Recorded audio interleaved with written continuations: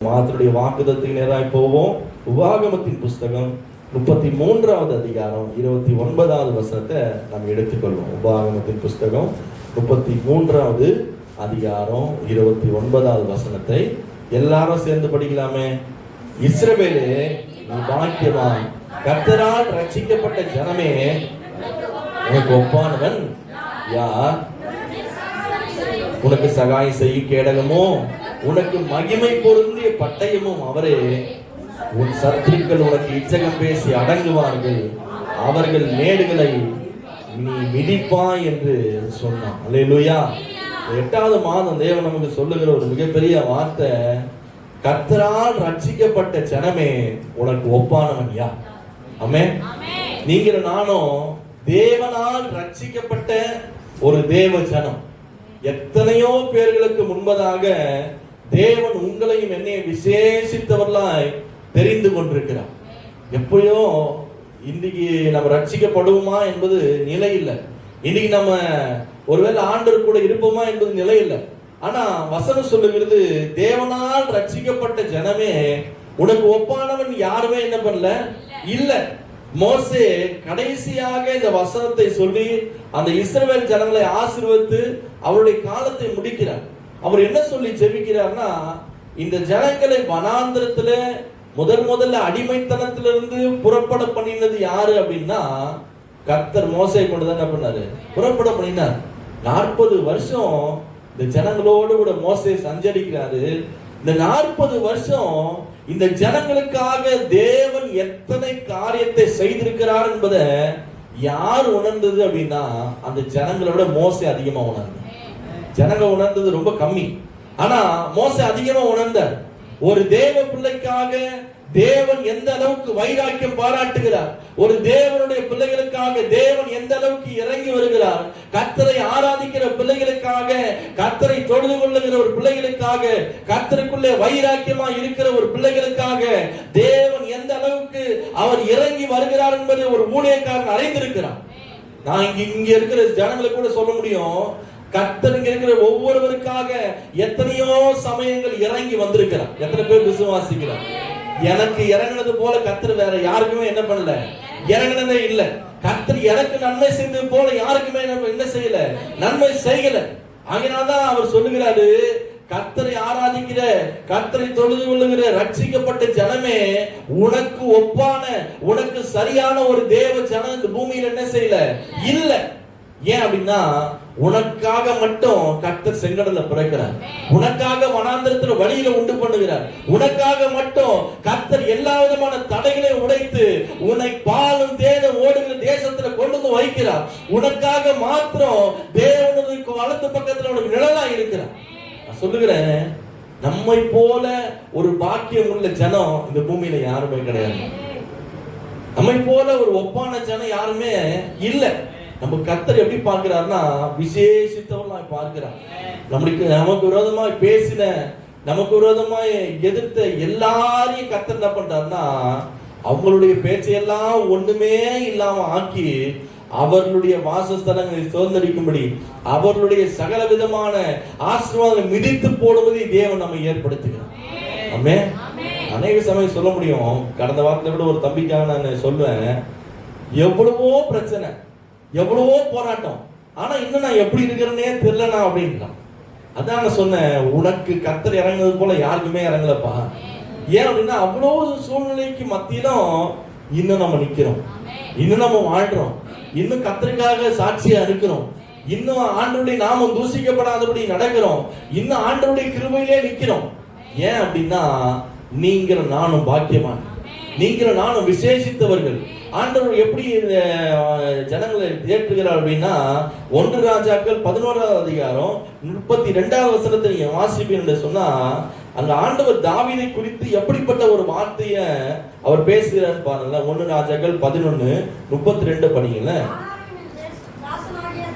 அந்த வசனம் சொல்லுகிறது, ஆனாலும் எந்த தாசனாகிய தாவீதுக்காகவும் நான் இஸ்ரவேல் கோத்திரங்களில் எல்லாம் தெரிந்து கொண்ட எருசலேம் நகரத்துக்காகவும் ஒரு கோத்திரம் அவனுக்கு என்ன பண்ணும். யாரு எப்படி சொல்றாரு, நான் தாவீதை என் தாசனாகிய தாவீது. ஆமென். தாசன்னா ரொம்ப பிரியமானவன், என் ஜனம் அப்படின்னும் போதே அதுல ஒரு பெரிய என்ன பண்ணுதுன்னா ஆண்டவர் வைக்கிறார். என் மக்கள், என் தாசன், எனக்கு பிரியமானவன். அப்ப ஆண்டவர் 10-11 உண்டாக்குங்கிற ஒரு பட்டணத்துல தாவீதுக்கு உண்டான எல்லாவற்றையுமே என்ன செய்யறாங்கன்னா கொள்ளையடித்து விட்டு போகிறாங்க. அவருடைய மனைவி, பிள்ளைங்க, அவருடைய பொருட்கள் எல்லாமே போயிருது. அவர் கூட இருந்த மனுஷங்களும் தாவீதை கல்லடியும்படி கல்லுகளை எடுத்துக் கொள்கிறாங்க, காயப்படுத்தி பேசுறாங்க. தாவீது அழுகிறதுக்கு பலன் இல்லாம தன் தேவனாகிய கர்த்தருக்குள்ளே தன்னை திடப்படுத்தி கொண்டு எழும்பி புறப்படுகிறார். நடந்தது என்ன அப்படின்னா, அந்த சிக்லாக்குக்கு போய் சத்துனுடைய எல்லாவற்றையும் அவர் திருப்பி கொண்டு வருகிறார். நான் சொல்லுகிறேன், கர்த்தரால் தெரிந்து கொள்ளப்பட்ட ஜனம் எப்படி இருக்குன்னா சத்துருக்களை மிதித்து போடும். சத்துருக்களுடைய எல்லாம் இதுவரைக்கும் எதெல்லாம் சத்துரு கொண்டு போனானோ எல்லாவற்றையும் திரும்ப கொண்டு வரும்படி தேவன் நமக்கு உதவி செய்வான். ஆமென். நிச்சயமா தேவன் உதவி செய்வான். நீங்க விசுவாசிங்க, கர்த்தர் நிச்சயமா என்ன செய்வாரு? உதவி செய்வார். என்னை போல ஒரு ஒப்பான ஜனனை கர்த்தர் இந்த பூமியில வைக்கவே இல்லைங்க. எனக்கு கர்த்தர் உதவி செய்தது போல வேற யாருக்குமே என்ன செய்யல, உதவி செய்யல. கர்த்தர் எனக்காக யாவை என்ன பண்ணுவார்னா செய்வார். நம்ம எல்லாம் வேதத்துல படிக்கிறோம், கர்த்தாவே தேவர்களில் உமக்கு ஒப்பானவர் யார், இததான் படிக்கிறோம். ஆனா மோசே சொல்றாரு பாரு, கர்த்தரால் தெரிந்து கொள்ளப்பட்ட ஜனமாகிய உனக்கு ஒப்பான ஒரு ஜனம் என்ன பண்ணல இல்ல. அவ்வளவு ஆசீர்வாதத்தையும் அவ்வளவு விசேஷித்த நன்மையும் கர்த்தர் நமக்கு செய்யறாருங்க. நீ வேதத்துல வாசிப்பீங்கன்னா ஏசாயா 41:8 கூட வாசிங்கள. அங்கே ஆண்டவர் தம்முடைய பிள்ளைகளை எப்படி அழைக்கிறான்னா, என் தாசனாகிய இஸ்ரவேலே, நான் தெரிந்து கொண்ட யாக்கோபே, என் சிநேகிதனாகிய ஆபிரகாமின். ஆமென். வாப்பா அப்படின்னு கூப்பிடுறதுக்கும் மகனே, நான் தெரிந்து கொண்டவனே, எனக்காக உருவாக்கப்பட்டவனே வான்றதுக்கும் நிறைய வித்தியாசம் உண்டு. ஆமென். வாப்பா அப்படின்னு சொல்றதுக்கும் இந்த வசனம் எப்படி சொல்லு, என் தாசனாகிய இஸ்ரவேலே. எப்படி கூப்பிடுறாரு? என் தாசனாகிய, அதுலயே ஒரு பாசம் இருக்குது. என் தாசனாகிய நான் தெரிந்து கொண்ட. எப்படி கூப்பிடுறாரு? நான் தெரிந்து கொண்டப்பா, நான் உன் மேல கண்ணை வச்சேன், நான் உன்னை விசேஷித்த விதமா உருவாக்கினேன், நான் உன்னை விசேஷித்த விதமா பாதுகாக்கிறேன், நான் உன்னை விசேஷித்த விதமா அரவணைக்கிறேன். நான் தெரிந்து கொண்ட யாக்கோபே, என் சிநேகிதனான. அவர் சொல்றாரு பாருங்க, ஆபிரகாம் யாருன்னா ஆண்டவருக்கு ஃப்ரெண்டா, சிநேகிதனான ஆபிரகாமுடைய சந்ததி. இன்னைக்கு நாமெல்லாம் யாருடைய சந்ததி?